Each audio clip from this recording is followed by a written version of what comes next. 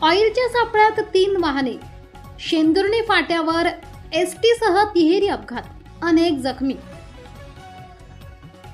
मालेगाव 40 महामार्गावरील शेंदुर्णी फाटा ते चाळीसगाव फाटा दरम्यान आज गुरुवारी भीषण अपघातांची मालिका घडली आहे. रस्त्यावर सांडलेल्या ऑइलमुळे अवघ्या काही वेळात एसटी बस, पिकअप आणि प्रवासी वाहन असे सलग 3 अपघात घडल्याने परिसरात एकच खळबळ उडाली आहे.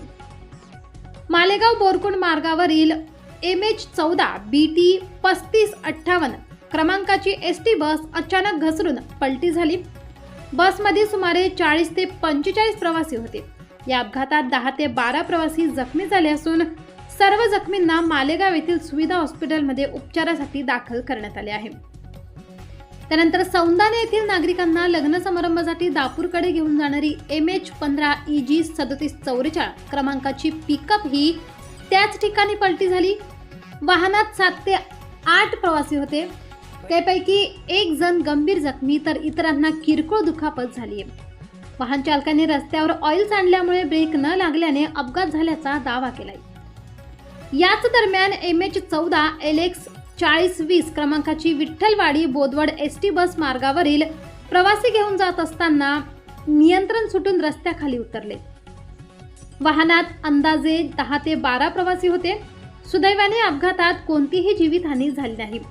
एकाच ठिकाणी सलग 3 अपघात घडल्याने काही काळ वाहतुकीचा खोळंबा झाला. रस्त्यावर सांडलेल्या ऑइलमुळे हे अपघात घडल्याची प्राथमिक शक्यता व्यक्त केली जात असून संबंधित यंत्रणेकडून पुढील तपास सुरू आहे. S9 TV न्यूज साठी गणेश शिंदे, मालेगाव.